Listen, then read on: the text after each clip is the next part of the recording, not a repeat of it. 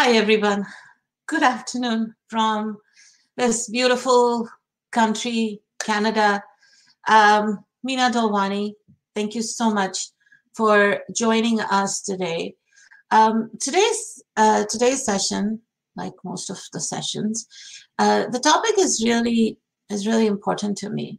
And let me start with saying that I'm really disturbed, and I have been disturbed since yesterday. I mean, I've not been able to sleep last night because for those of you that are not familiar with Bollywood, a really up-and-coming actor killed himself, committed suicide, and I know that a lot of my friends and a lot of people that I know are really shocked and saddened by him taking his life when, you know, he was gorgeous, he was famous, he was, you know, he had so many projects, and he was only 34 years old, and, you know, he chose to take his life. And the cause that has been that officially has come through is because of clinical depression.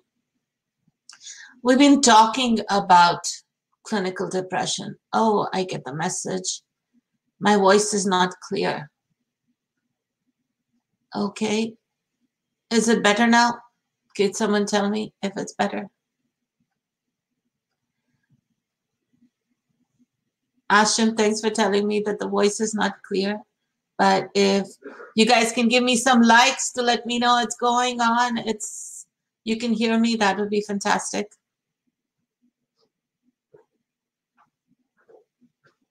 All right. So hopefully it's working now.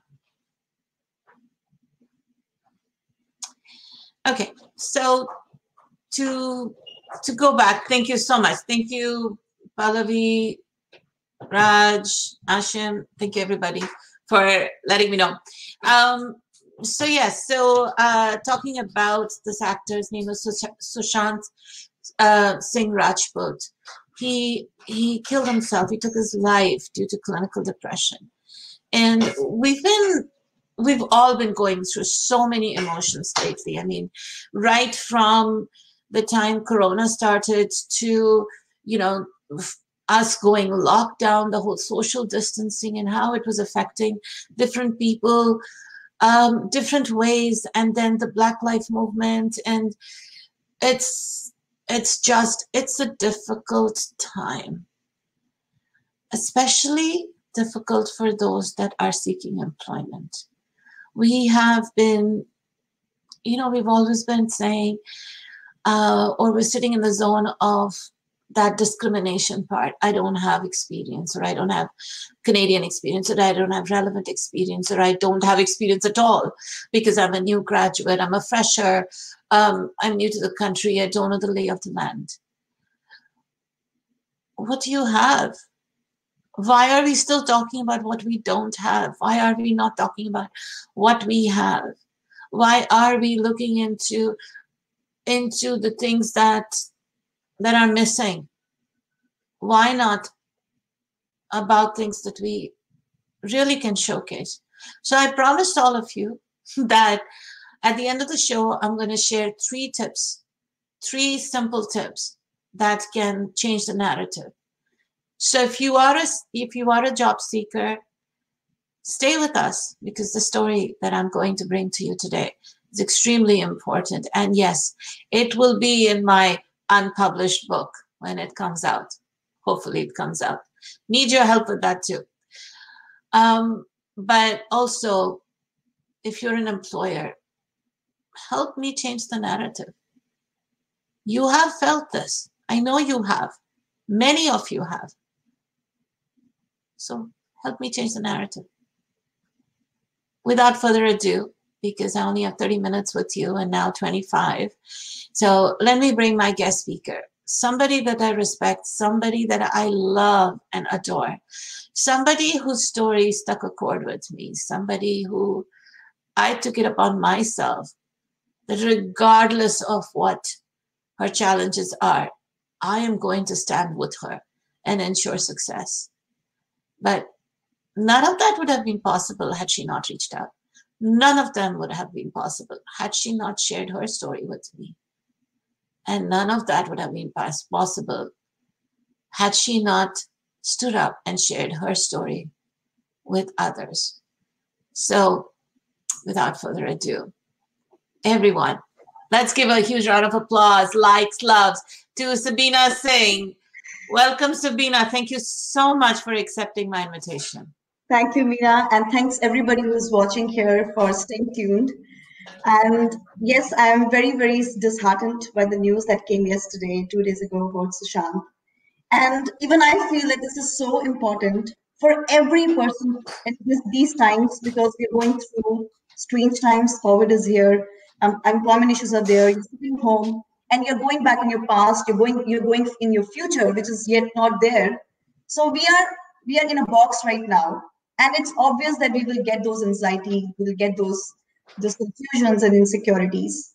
But I would say that I will begin from saying this, that sometimes destiny takes us to places that we don't want to go. And that's something happened with me also in my situation 10 years ago, when my destiny took me to a place where I never imagined. And I didn't even imagine that I will ever come out of it. So it took me, so all those people who are looking for employment, it took me 10 years to actually reach a point. I'm still at the beginning of my career. I will not say that I have reached somewhere. I'm still at the beginning of my career, but it took me 10 years to reach this point. From here, I can go anywhere because now I have a set path defined in front of me. 10 years ago, I was a wanderer. I had no clue what was happening in my life. All I was doing was surviving day by day. So, Meena, if you give me the chance, I would like to go back in my 10 years ago and bring them to where I am today. So in my early 20s, I was in my master's degree when I was diagnosed with a case of tumor, and that turned out to be an unusual case, which became a case study for research for the doctors. And I had to stop my master's after 6 months midway, and because all my attention went towards my physical condition. So at that point, I was bedridden. I was losing my lower body controls. I was dependent on everybody around me, on my parents, and whatever news I would hear was all bad news. There was no hope at all. Everything was uncertain. How can somebody in that situation think about a career? So I started from the very bottom. I was sitting in that bottom of the ocean, did not know whether I will ever come out of this. But what I realized at that point was that self-preservation was something which actually helped me to beat those internal and external barriers. So external, I had no control on that. So right now, COVID is external barrier. The lack of employment is external barrier. But internal barriers is where at least I can work on those. If everything else was defeating me, I have to preserve myself through that. Because when the time will come, I can use everything, all the skills that I have, but I have to at least reach that point, that goal that I've set for myself. At that point was not becoming a CEO of the company or, doing something marvelous. It was like, I want to take that first step that will bring me out of this. So while I was hospitalized, while I was going through treatments, while everything was uncertain, I chose to go back and restart my education. So imagine a person who was physically weak. I didn't know why, because after every 1 month, I was hearing that you might have this, you might have that. I told my family and my friends that I would like to go back and restart my education. So when I acknowledged it, why would somebody refuse that? So I don't know how will that happen. I just said that this is what I want to do now. And I remember when I was even hospitalized, I would sit in my hospital, prepare for my exams. I had to commute to the other city, and I couldn't even sit. I had to lie down on my backseat of my car. My friends would take me to the classroom. I would lie down and give exams. My university supported. They provided me one-to-one classes. And this was all when I was completely going through those treatments, radiations and surgeries and all those things. And I completed my education, of course, not with my batchmates. It took me another extra year to do that, but at least I completed that. So when all this was happening and my recovery was still going on, so when the research was done, they do the follow-ups and they see how the outcome is coming. My physiotherapy was going on. I was like a baby. I was learning everything from the beginning. So I started to learn how to walk. I decided I did not want to sit in the box and spend my life, my parents feeding me. So I thought through and I said, why shouldn't I start working? And when that was the time when the discussion started at my home. They were thinking that, okay, maybe she can go on a wheelchair, we'll drop her, we'll bring her back. And deep down, that's was not I was imagining for myself. Of course, the reality was completely visible. The invisible part was my fighting spirit, which I brought out in my actions. So your actions have to be something that motivates you and let people believe in that. So and suddenly in all this, my friend told me there's a position in her organization, and you finished your education now. Why don't you apply for it? So see, when we look back, everything makes sense. That time I was a wanderer. And all those who wander are not lost. So that's what I realized now. And then I said, okay, why not to do this job? Let me make this very clear. That job required a lot of physical movement. I had to travel long distance. I had to climb staircase. There was no lift. I had to go from one building to another. And I could not do any of those things at that point. All I could do was take 10 good steps. That's it. 10 good steps and sit. So when I joined and I went through the interviews, I cleared it. So when I joined there, my management, of course, confronted me because of my physical inability to do a lot of other things. And I was asked to rethink about my job. But I was not discouraged. I was disappointed. I said, why my physical disability is coming my way? I have skills. I knew that inside me. It's not just coming out because of my inability. But so I decided to put my other skills on the table. And I became I carried their social initiatives. I became the organizer for their shows and events. And when you're organizer, how much you have to run around. And that's where I recovered the most, because I was thrown so many challenges. And I did not sit there sitting at my home crying about it. I fought about it. I fought every minute of that whole time I was there. I was fighting inside myself. But I was putting everything in the actions. I was converting that whole energy into actions. And that helped me, not anybody else. It helped me. So you have to keep patience. Your goal is far from you. You cannot just jump on your goal. You have to take those. I was taking literally baby steps, I would say. So what I felt, when you confront your issues and you come out on the other side winning, it's very, very rewarding. But the patience is what I had to hold on to. I had to cling to it, because I knew that I will not get things very easily. I have to put my humongous hard work and effort. And that's when I believe that destiny and hard work goes hand in hand. You cannot change what's happening. You can just change your actions accordingly. Situations makes you do a lot of things. And there's no harm to begin 100 times. It's fine. There is no race. There's no target to finish something. You have your whole life in front of you. And even today, when I sit here, I have reached what I wanted to do after 10 years of my life, after my education. But still, I have so many other dreams to fulfill. And I'm preparing for it. I'm still working on it. So after that, when I finished, and after that, when I recovered a little bit, I told my family I want to change my city now. My family was baffled on my decisions. They were like, my girl has gone crazy. She's putting herself into trouble all the time. So, but I thought that being independent, I had no vehicle when I shifted to another city. I chose to use public transport. I would fall on the road. People would laugh at me. It's okay. I knew my struggles. And I want to share this thing that everybody struggles. But you should struggle well. And these things will never go on your resume. There's no system in the technology that reads your resume and talks about your struggles. It talks about, okay, this person has done A, B, C things, but nobody reads between the lines. It's us who actually knows that what is going on in this resume. And that's where we have to make people believe in us. My resume was scattered. I was doing 100, I've done all those things that I did. I did this first job, I moved to another city, I did another job there. Then I got another job from there, which made me travel within India. Travel was like something which was my next level. I couldn't imagine myself moving around so much. I did that and I failed. After 4 months, I failed. I had to call quit one day. I came back home and then I had to recuperate myself.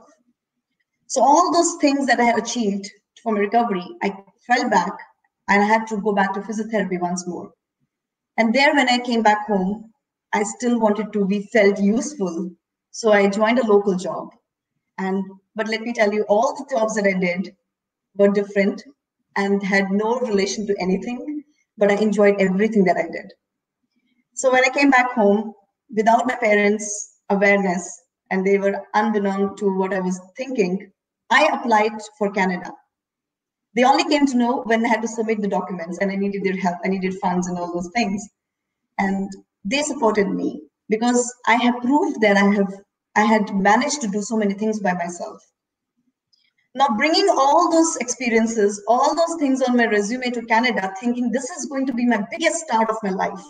I'm going to do what I want to do. But when I came here, like everybody, they all asked for Canadian experience. They all asked for the relevant experience. I had none of that.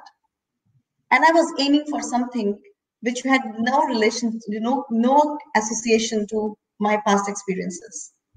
I was applying. There was no call and no interviews. But yes, I would say that based on my health, based on my physical strength, I did not want to do any kind of odd jobs because I can't lift and shift things.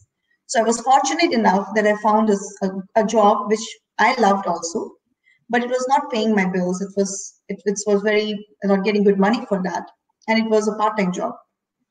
Sabina, so, yeah. If you don't mind me just stepping in, right now, that's what people are feeling. Job seekers are feeling those emotions. How were you feeling emotionally when you were not receiving response? And how did you deal with that, the lack of response or rejections if you were receiving any emotionally? I would not say that I was happy about that. I was very, very disturbed.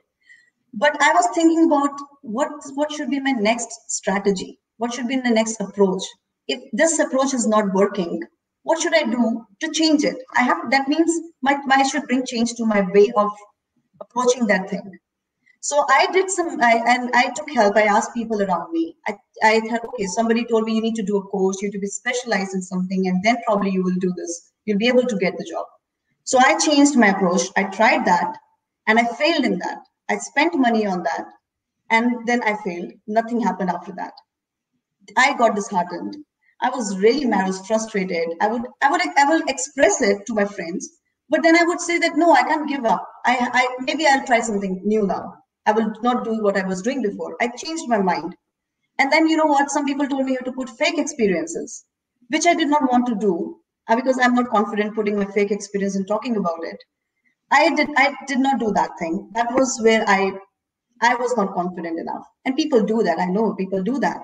And I made a very frustrating post on LinkedIn also regarding this. And I don't want to put my fake resume. Why are you making me do this? So then I did some other jobs also. But I made sure that whatever I will do, I will give my 100%. I was distributing flyers, knocking at the doors, considering my physical health. But I made sure that I leave no door unlocked. I treated an autistic kid for a year. I was on the radio for a week. I did a wedding photography for 2 days. But that doesn't mean that I was leaving my dreams and my aspirations behind. These were all things that were motivating me that at least I'm doing something. I'm not just wasting my time sitting here. And I slowly and slowly, when you express it, when you look for strategies, you will find a way. And I found Meena, I found Destination CEO. And I was at a program somewhere, and I met somebody there. He was a participant there. He was here for a poetry, and that person told me that, okay, why don't you talk to Meena? And I was approaching Meena, but I was not getting response because I think my mail was going in spam or somewhere. But I didn't. My mistake was I did not chase that with that passion, because I thought everybody here is the same. All those places that the job developers, because I have been to many, like everybody else must have been to. So one day, the day when I spoke to Meena, she did not care about my resume. She talked to me and she wanted to know about me, and that was the difference. That actually made the whole difference. But all those innovations that I had, because I was not confident, going live on in LinkedIn, doing things on LinkedIn, I was not that person. But and then thought that she's my mentor. I had to block my mind to listen to her and follow her instructions, because she knows more than me. I might have brought my own experiences, I might have used my mind, but why not to listen to this person, because this person has been doing this for years and this person knows more than me in this regard. So all those barriers that we carry with ourselves as a baggage, we stop ourselves from doing things that is possible. It might be away from you, but don't stop taking your actions towards it. And it might take 10 steps to reach there. If some people get it in first step. I've seen people around me who has got their jobs the moment they have landed here. And some people like me who got jobs after 2 years. But eventually, we will get a job, we will get what we want, only if we keep running behind it. That will not run away from you. So that was my experience, how I landed my dream job. And I'm making more dream jobs for myself, which is, I know it will take another 10 years, but I'll never stop working for it. If anybody has any questions. Definitely, this is your opportunity, my dear friends, to ask Sabina her questions as I dig in a little deeper in this conversation of exploring her career with Destination CEO and how she landed. So Sabina, I know that you were very hesitant to try the Destination CEO portfolio approach. How was that experience for you? I remember I was asking so many questions, counter questions to Meena. I hope Meena remembers those questions. And I did not find any reasoning to make those portfolios. I told her that I don't know that person, what should I make and why should I make? But Meena has very rational way of explaining things. And honestly, I was avoiding it. I did not want to do that. But the first time I tried, so I should try it now, because she's telling me there must be some reason she's asking me to do this. And I made the first portfolio. You won't believe, I got the call that's on the same day, after 1 hour, I think after 30 minutes, I gave a call. I was asked to come and meet that person the very next day. That was the impact of the portfolio, which I was avoiding and wasted 2-3 weeks. So that portfolio at least gives a chance to know that person you're going to meet. That person knows that you are taking an initiative to know what you are coming for. And when you sit there and talk to that person, it is such a beautiful and good conversation, because now we both know about it. Otherwise, when we go to meet our interviewer, we just talk about ourselves. But that portfolio gave me an opportunity to talk about what's the organization about, and that impact of that portfolio was on both of us, the interviewer and from me. So I believe if this is a very required thing that I think everybody should try, and you will not feel that it's a wasted time. Thanks. So how did you end up getting what you're doing right now, and what are you doing right now? What is this dream job that you're into? So I'm working as a PCO, Project Control Officer, with Enbridge. And this happened just because I'm repeating this, I followed every instruction that Destination CEO asked me to do. If I had not followed this, not followed what they had said, not come out of my comfort zone, I would not have been able to network. I would not have been able to speak about my dream job to people I met. I would not been able to put this much efforts in it. I think if you are getting an opportunity to take this approach, Make the best of it, so that you at least you will know that you did not try with your whole heart. I put my heart and soul in it. I was working, I was dealing with my physical problems, I was going to doctors even in Canada, and I was spending time working on my dream job. And I was doing every task that was given by Destination CEO. And that was what made it possible to get my job in within 6 weeks. Sounds so unrealistic, but this is all what had happened. I never knew Meena before this. I never heard of her before this. And now I am in touch with her because I know that this is from where I have actually been launched. And, thank you, Sabina, for sharing your story. There is a question that has come for you. So I'm going to show the question on the screen. I want to thank everybody for joining, and thank you for your wonderful comments. Please be connected, and please ask the questions that you need to. I know we're almost out of time, but we can always invite Sabina to come back again. Sabina, a question from Samresh is, do you suggest doing survival jobs? Does it help building your resume? And if yes, then do you get enough time to apply for other jobs, as you'd be busy working and not have time to apply for jobs that interest you? So you've been there. We've had tough conversations about this, Sabina. So yes, I had been doing, like I told you, I was doing volunteer work. I was doing odd jobs, survival jobs. I was doing a part-time job. I was looking for a job. I was doing a course. I was also involved in my own activities, my things that I like to do in media. I was also going to hospitals. I was doing 7 things. I've just counted it. But I did not do one thing, which was waste my time.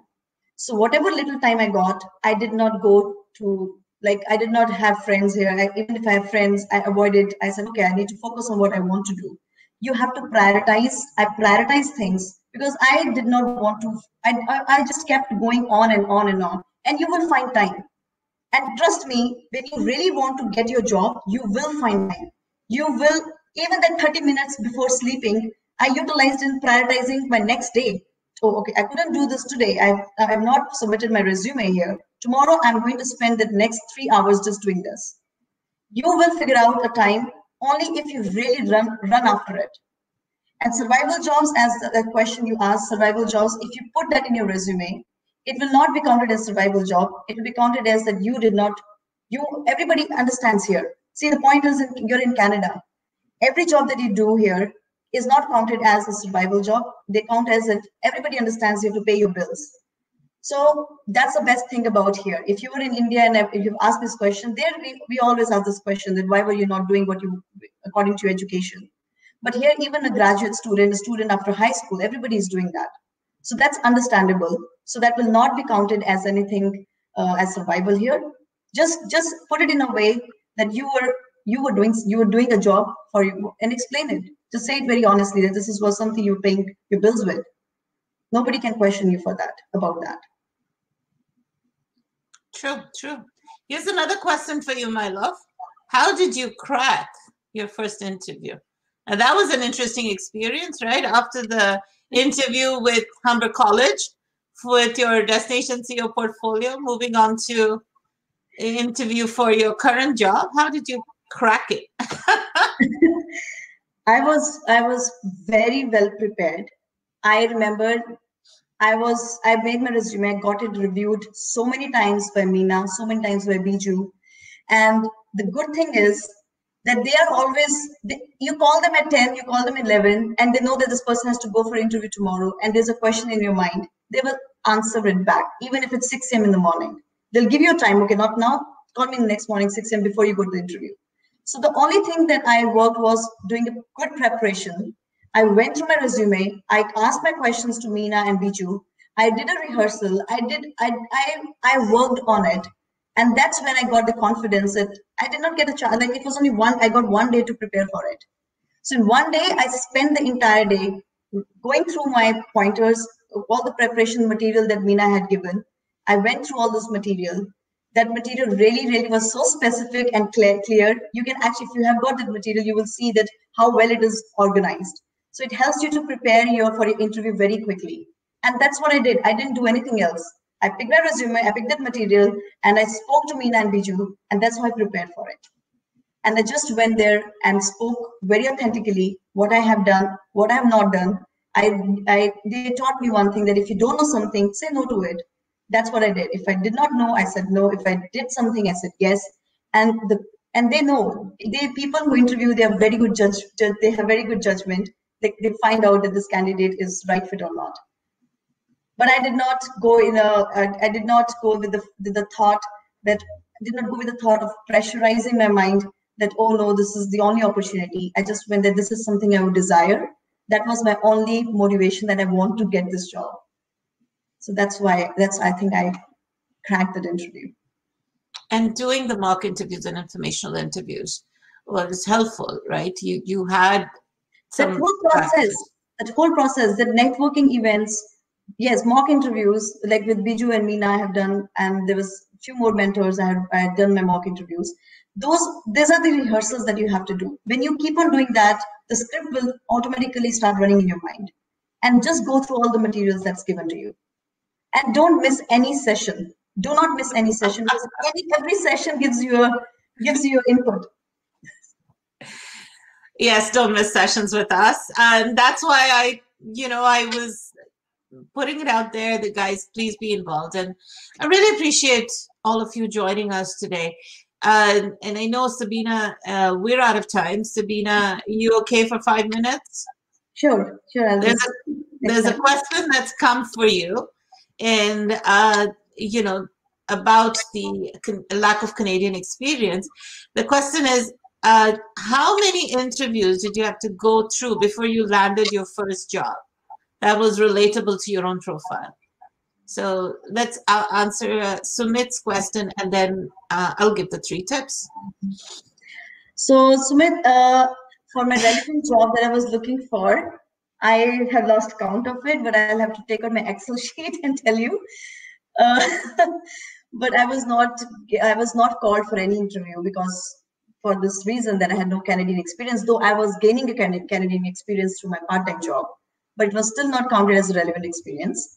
So that's where I'm coming to. This platform actually helped me to build my resume and to meet the right people who doesn't believe in all these terminologies. So when my resume was going to people who believe in these terminologies. So through DCEO, when you meet people who don't believe in this, but believe in your skill set, believe in your dreams and your aspirations, and yes, your passion, that's where you will meet people who will go beyond all these terminologies. So I have applied on those jobs numerous times, not a single callback, not a single interview round. That's why I had to go through different routes, and that's how I looked for a place like this. So mentorship matters, right? Yes, mentorship matters, because they know the whole setup of this Canadian market. We will not know this. This is where I was not doing. This is what I was not doing before. That's why I was getting no calls. Thank you, Sabina. Thank you so much. Do you have a couple of final words or call to action tips for your audience here who were listening to your story? I would just say one last thing. Do not question anything. Follow everything. Put your actions. Make your actions work. Don't sit with your questions and keep struggling with your questions, because that will not help. Fight for it. Show your fighting spirit, and listen to everything and follow everything according to the instructions given by this, if you're here in this platform. That's what I would say. Thank you, Sabina. Really appreciate it. I know you have to go back to work, so you took time out from your lunch break to join us here and motivate the group. So I really, really appreciate your time today, and thank you for sharing your story. Ladies and gentlemen, if you've liked the story, if the story has empowered you and motivated you to move forward, then Sabina has a message for you. Sabina, what do you want people to do with this video? You have to share and write your story also, because your story is your individual story, and you know your struggle, what you're going through. So if you don't put it out there, nobody's going to pay heed to what you are looking for. So share follow and spread it, spread this message, and spread your message also with that. Thank you, Sabina. You have a good afternoon. I'm going to get back to the audience with the 3 simple tips that I have to share with them. Thank you again, and have a beautiful day, sweetheart. Thank you. Take care. Bye. So, Fahad, you just sent a message, and you want to know, what did you learn from your... I know that you know Sabina personally, so you could probably reach out to Sabina and ask her. But for the audience, what did you learn from your part-time job that you applied in the full-time job? And since she didn't have the Canadian experience, I'm sure Sabina will share this with you, but I think the fact that she did not give up, the fact that she was building her transferable skills constantly and moving forward, not allowing the disability or the challenges to take away from what she wanted to achieve, was the biggest thing. So the 3 steps that I talked about. Step 1 is visibility. Ladies and gentlemen, like it or not, right now, 90+%, not kidding with you, 90+% of recruitment and hiring and content sharing and community support is happening here on this platform, on LinkedIn. So you really need to be visible out here, right? So if step 1, there's anything that you can do to promote yourself, the first and the most important step that is make sure that your LinkedIn profile is a strong profile. There are no grammatical mistakes. There are no spelling mistakes, that all the keywords are there. When people actually do come to your profile, they should understand who you are, what your story is, and leave, if they are leaving, or connect with you for specific reasons. The question you need to ask yourself is, what do I want people who visit my profile to know about me? Your professional self, your personal self, your achievements, what are those things? And please make sure that you do a spell check. Very, very important. I've come across many profiles and there are so many spelling mistakes. So please take some time and do it. When you're connecting, and we've had numerous masterclasses on LinkedIn. I want to thank Dean Delpish and Hallam from LinkedIn to join us and share those tips. But have you looked at those tips? Have you implemented those tips? Destination CEO's YouTube channel has all the videos with the masterclasses. Have you visited the channel and looked up, watched those videos and implemented it? If not Destination CEO, there's so many coaches and amazing, amazing people out there, employers, recruiters, who are promoting and saying that they're there to support you. Are you connecting with them? Are you getting their advice? So one thing, make sure that your LinkedIn profile is a strong profile with all the relevant keywords. What's the step 2? Your visibility. Like, comment, share content. All of us spend a lot of time writing, creating, and posting content. We love to see your likes, and we love to see your comments, and we love to see that you're engaging with us.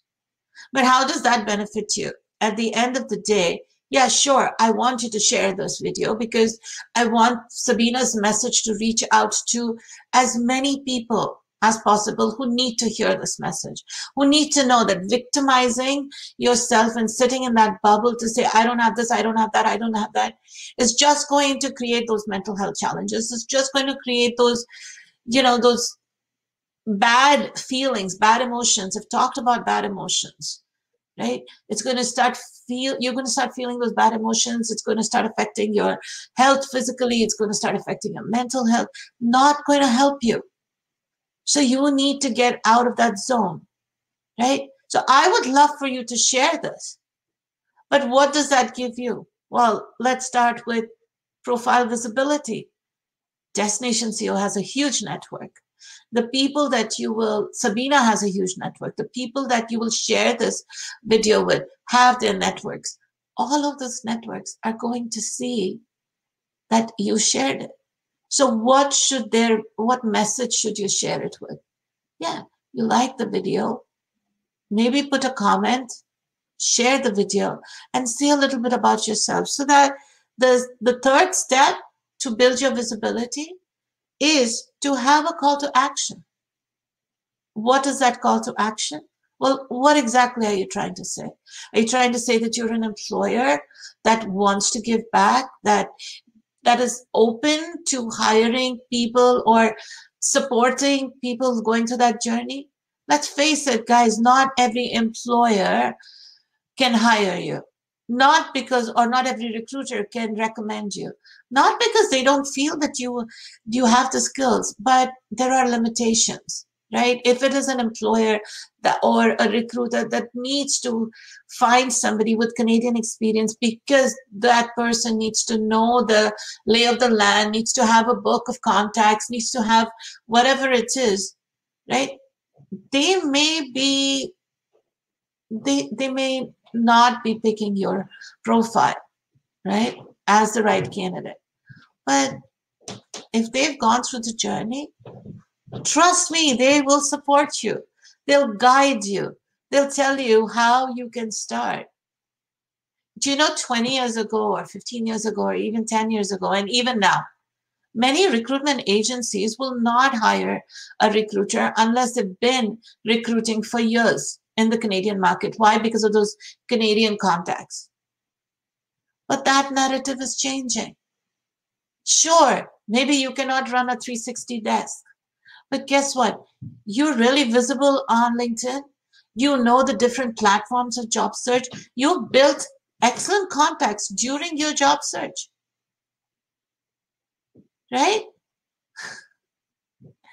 You could be a great sourcer.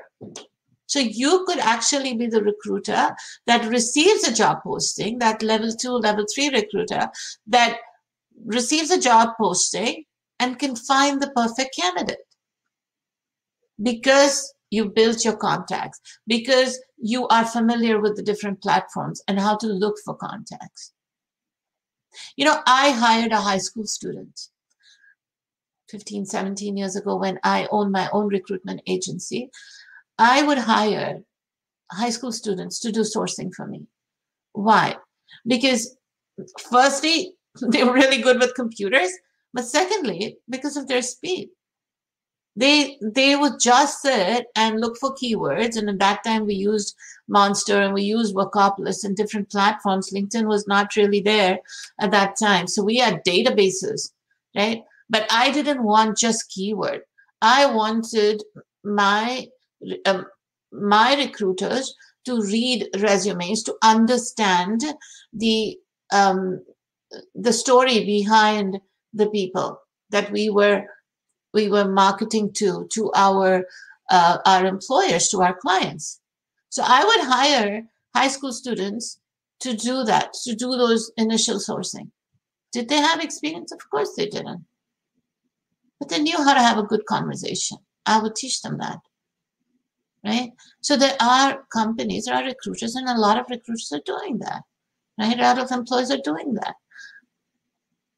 Regardless of the fact. Even if the employer cannot hire you because you lack Canadian experience, that individual, that recruiter that you've connected with could be somebody who can give you guidance and advice on how you can get started in that industry, right? With Destination CEO, we have mentors that come together as a community, as volunteers that give that important advice to job seekers like Sabina, like the many people that you have met or you will meet in the future. They're here not because they gain anything, but they're here because they felt that pain, just like me, and they want to give back. So step 1, make sure your LinkedIn profile is strong. Step 2, connect, like, comment, share. Share videos and content from other people that you admire or you want to be like, or you want to get to know. Third, share your own story. I will be bringing in more guests, but the next time I bring in a guest, it's going to be a guest that is currently in that journey. So I'm requesting all of you to please share this video, share your story. I'm going to bring you those superstars that are currently not yet recognized so that you can hire them. I love you all. You know that. Have a beautiful Monday. Have a phenomenal start of this amazing week. It's in us. We have the passion. We have the grit. We just need to showcase it, and we need to persevere. Thank you very much. This is Meena from Destination CEO. You know where to find me. So find me, talk to me. Always here to support you. And yeah, if I have not responded to your message, because I'm trying really hard, I've not responded to your message, just follow up. I'm always here. Sometimes I receive too many messages, and time does not allow me to respond back to each and every one. Pick up the phone and call me. Leave me a voice message.